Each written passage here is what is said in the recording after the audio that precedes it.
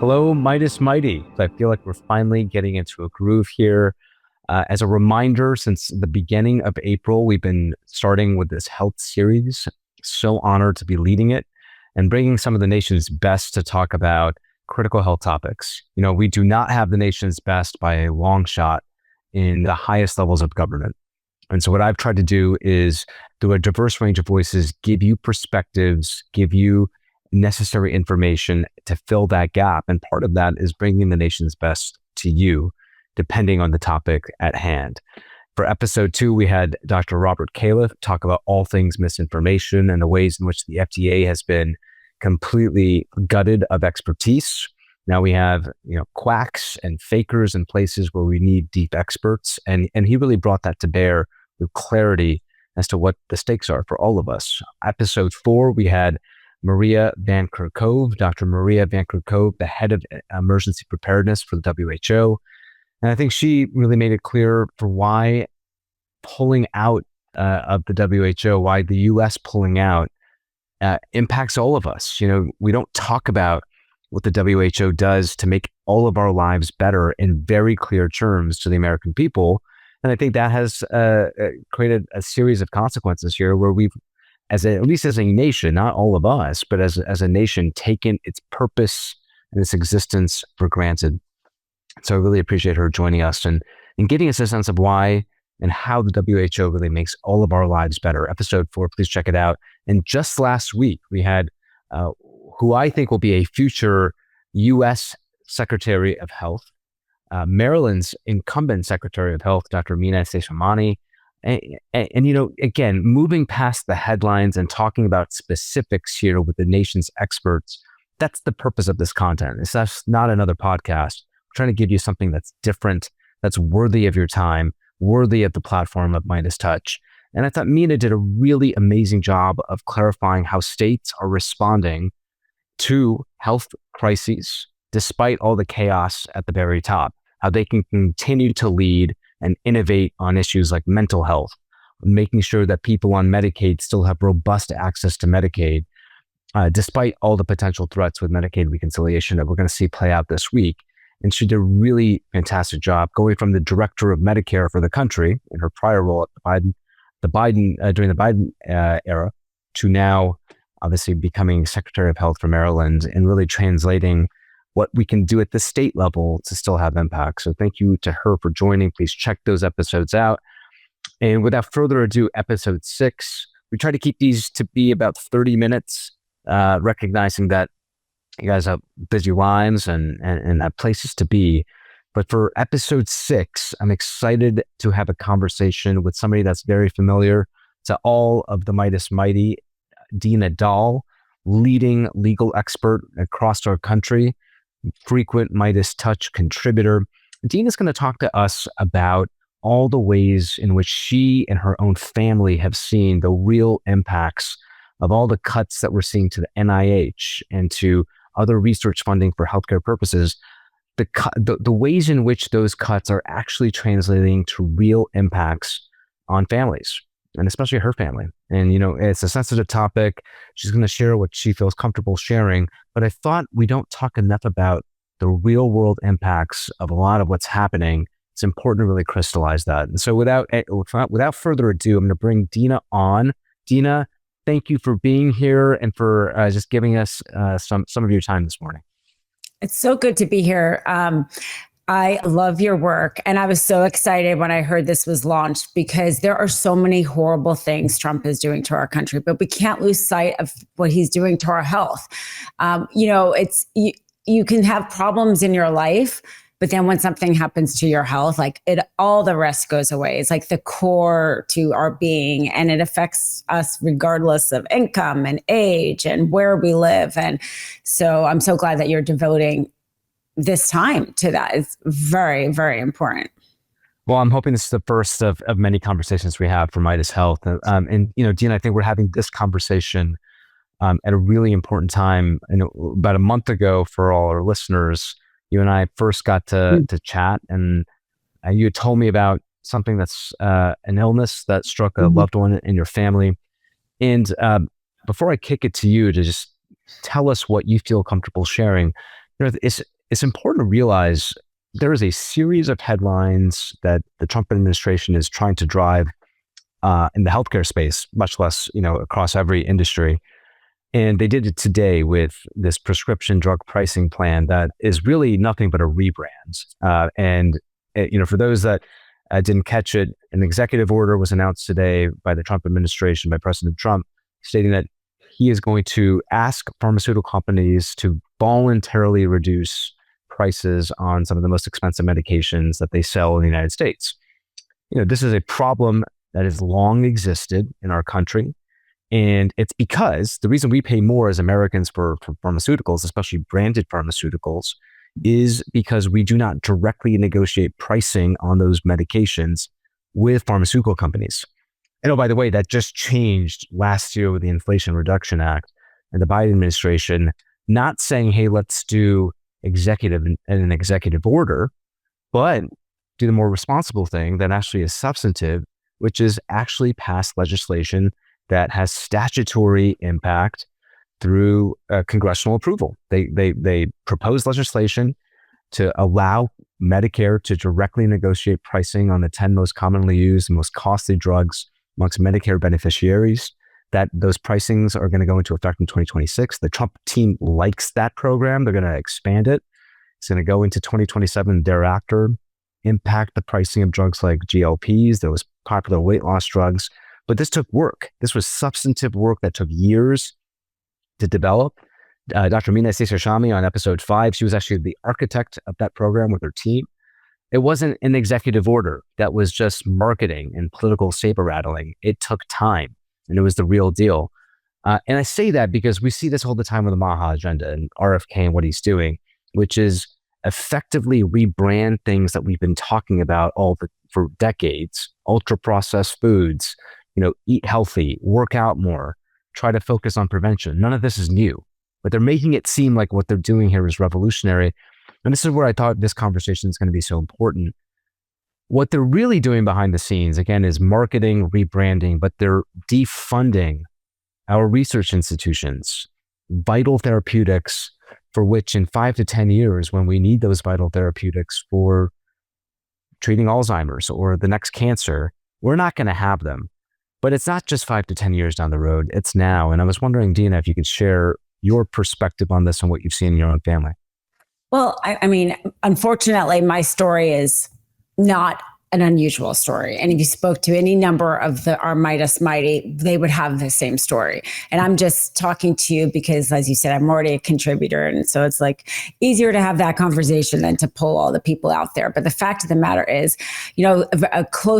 somebody very close to me, way too young in that category that they're saying it's prevalent, the 40 and under, this 40 and under, way before screening, finding cancer and finding it so advanced that it has spread, to the point of a stage 4 cancer. And that's just like a devastating diagnosis for anybody to get at any age. But for this to be happening so much to young people and it to be happening, to somebody so close to me, I became very involved in, finding doctors and doing my own, what I'm sure a lot of family members do, become like their own mini doctors, going online, reading those NIH studies. And, we have made a lot of advancements in every disease really in this country, in cancer, especially the last few years. It's amazing the amount, the treatments that these doctors are even talking about. Like one of them was just approved like a year and a half ago. I mean, we're like on the cusp of so much discovery that, for all those people. And really, I really felt the need to talk about this because of the fact that this is so prevalent and it is so painful. Life is already hard enough as it is. People get afflicted, are getting diagnosed all the time with cancer, with Alzheimer's, with diabetes, heart disease. It's so difficult as it is. And then Trump makes it so much more difficult when he's slashing universities because he thinks that he's trying to end the woke agenda. But instead, our country universities is the basis for our research. This is where the treatments that we need for our friends and family members to come from. When he slashes Social Security Administration, he's also slashing disability, and all those same people who have just been diagnosed and can't work are relying on those checks. He's taking away Medicaid. I think about this, like the people on Medicaid who are literally in the middle of just receiving these diagnoses and don't know if they're going to be able to get treatment in a few months. It's so devastating that, that's why I wanted to, kind of give even a small voice, because I know there's so many people suffering already. It's already so hard to have somebody get a diagnosis like that. And there is a crisis in this country among young people with cancer. This is well before screenings are in place. There's no genetic. For some people, there might be. In my situation, there's no genetic component. This is dire. And especially a young person needs that next discovery, needs that result of that next clinical trial.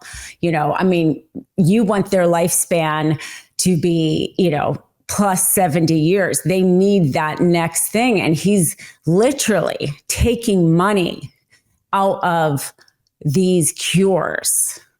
And that is like so sick on a level I can't even describe. Like, that's so depraved. But that is what is happening. And without your conversation, it's happening in the dark, because he's doing so many other outrageous things, like the Qatari jet, and they're also big and shiny and they're easy to talk about. And unfortunately, our topic is sad and nuanced, and it is not getting talked about enough. But it's affecting people, frankly, a lot more than the Qatari jet, as awful as that also is. We can chew gum and walk at the same time. Dina, tell me more about, your loved one getting a late stage diagnosis for a difficult condition. I'm sure a lot of our listeners know someone, maybe have been personally affected by cancer in some way. And I think what ends up happening often is, and I've seen this all the time, is, in many cases, you'll get the ping from your MyChart over the weekend from a Friday scan, and then you'll read, or you'll have a friend in many cases will read it and then call me and say, hey, I got this in my MyChart. This is a mammogram, or it could be a colonoscopy, and it suggests that something's wrong. And then you have to wait weeks potentially. And then you'll start to see an oncology follow-up automatically made without any human being actually communicating to you why you see that in your next steps and your next visits. And it becomes rapidly clear without somebody giving you any details or context that something's wrong. And sometimes it can be weeks before you even get that initial appointment in person to discuss, okay, something indeed is wrong. Let's start chemo. But then at that point, you're waiting weeks. And I can't tell you how many times people have gotten the news through a MyChart email notification. But, there's delays in diagnosis. There's delays in getting access, as you point out. What are you seeing now? What is your family seeing now in terms of just getting access to, say, experimental therapies? Have you noticed, or have you seen other friends not be able to enroll in, say, the next clinical trial for an experimental therapy for a difficult disease? What are you seeing on the ground? This is so new of a diagnosis. I'm talking about like less than 2 months or right around it, that thankfully we're not yet to the point of trying to enroll in a clinical trial, because you do that once you've exhausted the standard of care treatments, as as a doctor. So we're not like in that. But, as somebody who is always looking to the future, those, regardless of whether or not you need it or not, that is the next treatment, right? That you're looking for, even if you're not enrolled in that clinical trial. Clinical trials, I'm sure you've talked about before, or whatever, is where we get our next treatments. If you're not enrolled in it, you're going to benefit from it, hopefully, right? If you're either approved or eliminated, it's like a benefit from it. And to your point, though, about that, the link, to the being notified. I mean, that's like a whole other conversation. Or also not, it just shows how dysfunctional our medical system is, the insurance, because I feel like I've almost noticed more about insurance. We've had situations where multiple doctors wanted different types. That's the other thing too. You think even a cancer diagnosis is going to be like, oh, like everyone's going to agree. And that's not the case. We found different competing treatment recommendations, which was confusing. And also one doctor saying, oh, I don't order that type of follow-up, scan because the insurance doesn't usually cover it. Right. And that's really disturbing when your healthcare in such a serious situation is being determined by healthcare. And sometimes, when you are getting what they think is an early stage cancer diagnosis, they don't even do like a full PET scan to see where else it is in your body. Our insurance dictates, unfortunately, like the course of treatment for a lot of these things, it which does. You got to then what's going on there, right? Well, and to Dina, to build on your point, and I'm sure this is, I can't tell you how many times I've seen this, where we already sort of know as docs, medicine's in art, there's never certainty on anything. And I think the incumbent administration and their Secretary of Health takes uncertainty on medical facts because there's uncertainty on everything. We don't know anything 100%. That's just the nature of the medical profession. You use your best judgment. Every quote unquote fact has a level of uncertainty to it. And they weaponize that fact and say that, well, gosh, folks like myself and others are hiding something from you because why don't we know, how this chemotherapy is going to be responding, or how somebody will respond to this version of chemo to 100% certainty. Nothing is certain in American medicine or in any version of medicine because that's just the nature of the art. It's all to say, exactly to your point, we're always operating in gray areas. And yet sometimes it's very clear what a patient needs, which is, they need that full body MRI, or they need that PET scan. And oh, by the way, they needed it last week. And no, we don't need to start with an X-ray and then get a CT and then get an MRI and then get a PET scan. We can skip right ahead. And the maddening nature of prior authorizations, which I'm sure so many have gone through, is emblematic of that. And is part of the reason why there's a lot of anger towards health insurance companies is, no, give me what I need now, what my doc thinks with a level of certainty that's high, I need now. Why do we have to go through step therapy? Oh, yes. I'll just kind of jump in because I've just barely been to this, right? There's people out there who have dealt with this for years for chronic illnesses. I'm just starting out and I can't imagine. It's so difficult for somebody to get a diagnosis, right? Such as this, having, young family dealing with it, and then to deal with the insurance company, the prior authorization, the timing of the treatment, the timing of the scan, as you say. And when time is like, you feel like you're fighting, right? It's like a quicksand, and it's like, who's going to be able to be faster, the disease or you? And you have this insurance company in the way, slowing it down.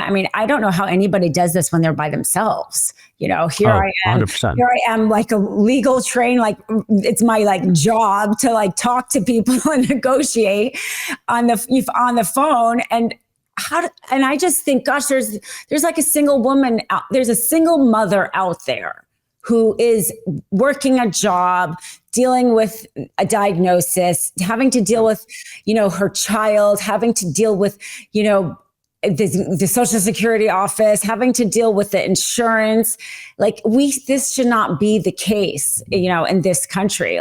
It is too hard. We need community, we need support. Thankfully, some people have it, but those that don't, I'm just if anybody out there is watching that, more power to you. Hang in there, stay hopeful. If you're dealing with something like this kind of by yourself, just hang in there. I think that's it's a reassuring set of words here, Gina, from a voice that I know our viewers and our listeners, for those that are listening in, will be warmed and reassured just to hear them coming from you. I want to go back to kind of the origin of this conversation, which was, how do you deal with a difficult diagnosis that's unexpected for a loved one and at this moment? Mm-hmm. And what I think, and Dina, I want to get your thoughts on this. Sometimes a question I get a lot is from the doctor side is, what are all the impacts from NIH cuts to our research establishment? What does this mean for American families? And are we making a big deal, or were we just wasting a bunch of money? And, if you were following Elon Musk and the Doge team in the early days of this administration, you'd think some people would be fooled to think, well, gosh, why is Harvard and all these gleaming institutions getting all this money? And why can't they just do it because they on their own? They have these multi-billion-dollar endowments. Why are we spending all this taxpayer money towards research efforts? And I mean, it was mastery manipulation of a narrative. And I'd say to everybody listening in that we're not going to see the real world impacts of these cuts and people and scientists moving to places like Denmark that are actively recruiting. You may have seen the Prime Minister doing an active recruitment over the weekend for American scientists looking for greener pastures. We will not see the impacts of these, in my view, these cuts for another 5 to 10 years, when the next greatest therapeutic that we were expecting because of our amazing medical innovation establishment, we were going to expect that in 10 years. We're no longer going to get that in 10 years because of the real world impacts of what's happening right now. People leaving, budgets being cut, people saying, you know what, I don't need this. I'm going to go to the private sector, whatever it is. But I'm wondering, that's my view as a doc, but you as a legal expert and as a loved one to somebody that's battling a serious illness, how are you viewing it? I mean, as a loved one, I'm viewing it as we cannot accept that. And that Trump does back down when pressed. Look what's happening with the tariffs, right? He went from 150% to 30% on China because the stock market tanked and enough people were upset for losing money. If everybody watching this spread this, shared it, talked about this, because I'm telling you, a lot of people don't actually realize what Trump is doing to science research. Like, I've talked to Democrats who are like, oh, wait, what is he doing? Like, people need to know. And if they know, when they go to that town hall, start asking about this, start calling their Congress people, start making this an issue. If we make it a loud enough issue, he does back down when it starts to affect him. And it only will affect him if people are loud enough. So I would say we don't have the luxury as loved ones of accepting the 5 to 10 year thing. Yep. We have to make this an issue and an unrelenting issue. And it's an issue that crosses all political, spheres.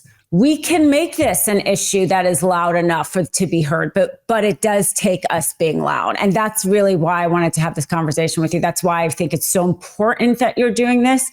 And I feel like let's let this be the start of a movement uprising on this. I want to read a few things to you. I was drawing them up here. 75%, Dina, of more than 1,600 readers, scientists to the major scientific periodical Nature, one of the most prestigious medical journals, scientific journals that exist in the world. 75% of U.S. scientists who were polled, I think there was over 1,600 that were polled, 75% of them who then, of the U.S. scientists who answered that survey, said that they were going to, are considering leaving the United States. 1,200 of the 1,600 that responded to this survey said, you know what? Yeah, we're thinking about taking a fellowship in Europe or in China or in India to continue our studies, or in some cases to, actually get a job in biomedical innovation. That's a stunning number. We're losing talent that isn't suddenly going to say, hey, oh yeah, let me come back in 3 years if we have a new president. No, because we have no guarantee that this is not going to be a 4 to 8 year thing. And who wants that uncertainty when you're raising a family, building a career? You can't afford that. But I thought that was interesting. Mm-hmm. And yeah. And I think we are unique in this country in that way. Like when we are making it so I think there's like so many less PhDs, right, that have are allowed in. There's so many visas from around the world canceled regarding the PhDs. So we're hitting them there. We're hitting the cutting of the research universities.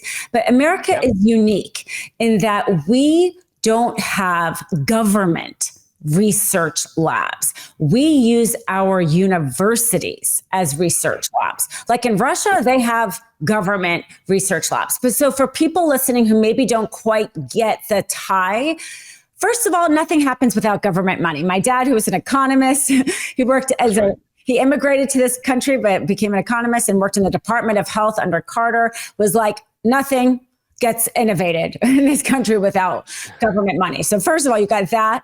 And then you have the fact that the government money isn't going, quote, to the government lab that's like in DC.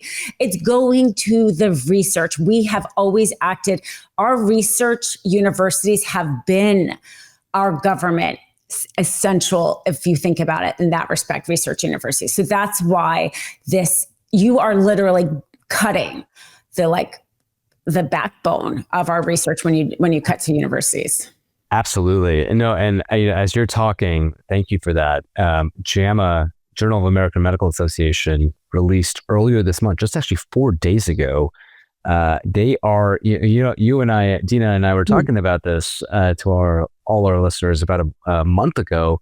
Is anybody keeping track of what's actually happening? Yes. And the impact, because they're flooding the zone. So much is happening every day. It's easy to get lost. Well, gosh, are we sure we were documenting and cataloging all the cuts? And so then we can actually understand the impact of it, so that if you're a voter in 26 or 28, you can understand, okay, this is what I'm voting for. Do I like it or not? Because I think part of this is going to be, do they or do they not want to be talking about this? The impact of the cuts to somebody potentially with a stage 4 diagnosis of cancer. Oh, and they're going to have less therapeutic options potentially when they need it in 5 years. Who wants that? Who's voting for that? I'm not sure anybody wants to vote for that. But a headline here, the Trump administration terminated $1.81 billion in NIH grants in less than 40 days, including $544 million in as of yet unspent funds, Dina. That was according to an analysis published just last week, Thursday, in the Journal of the American Medical Association. That is stunning, because that's money that researchers, some of the best in the world, thought they already had secured for additional studies, for additional clinical trials, and now they're taking it back. We're losing these people. They're not coming back, or they're leaving the field entirely. That's going to harm all of us. That's not a Republican or Democrat issue. That is a short-term political consideration that will harm us all. Absolutely. And we have the money. I mean, the budget, if you look at the chart, they're taking money from the Department of Health, and they're adding it to the Department of Defense, the Pentagon. Never mind the tax cuts to the rich, but they're literally allowing people to die from, and cures. They're so close to cures for Alzheimer's. There's so many cures we're like on the cusp of, and they're literally taking that money and putting it to weapons of war or tax cuts for the rich. It's not that we don't have the money. It's where they are putting it. That's right. Well said. I want to give you really well said. And I think we need to have this clear discussion, because I venture a guess, we're not going to reach 100% of people on any topic, healthcare or not. I suspect, though, I have a lot of friends on the center right political spectrum, people that were in the George W. Bush administration, others. I respect that we have different points of view, but I respect them as people. We can disagree, but not be disagreeable. And my view is that probably 75% of people would want the investments in place for therapeutics for their loved one to have if they should need it. It's just connecting the dots between this policy action and, oh, you're saying that that's what could happen down the road. Oh, I didn't realize that. That's what I think what you've done for us is you've made that clear. And I really appreciate that. But I wanted to give you the floor for any final thoughts. I think you're absolutely right. I mean, the problem I think most of the time with Republicans is they don't care about the issue unless it happens to them. And the sad reality is everybody is touched by these diseases, everybody, regardless of Democrat and Republican. And I do think if people were educated and informed about the fact that Trump is literally taking money that will cure or give them treatments that will improve their quality of health across the board for all diseases, I think we would have the pushback that could then save science here in America. I agree. And I think you've been a really powerful voice on all issues for Meidas Touch. Mm-hmm. I'm thrilled that you've joined me in sort of our inaugural phase here, Dina. Thank you so much. And just to put a fine point on this, MAHA is a rebranding effort on topics that we have been talking about for decades. And all they're doing is they're putting a shiny object, shiny branding effort on what is a series of destructive policies that will not allow them to achieve anything that they so glibly talk about. That's what MAHA is. Depriving your loved ones of critical experimental therapies down the road 5-10 years from now. That's what they're doing as well. They just don't want you to realize that. But Dina, thank you so much for joining us. I'm so grateful to you. Well, thank you so much for having me. You're really doing such amazing work here. I've always admired your work and I'm so grateful for it. So grateful for you to shine a light on such an important issue. Thanks, Dina. Talk to you soon. Appreciate you. Can't get enough Meidas? Check out the Meidas Plus Substack for ad-free articles, reports, podcasts, daily recaps from Ron Filipkowski, and more. Sign up for free now at MeidasPlus.com.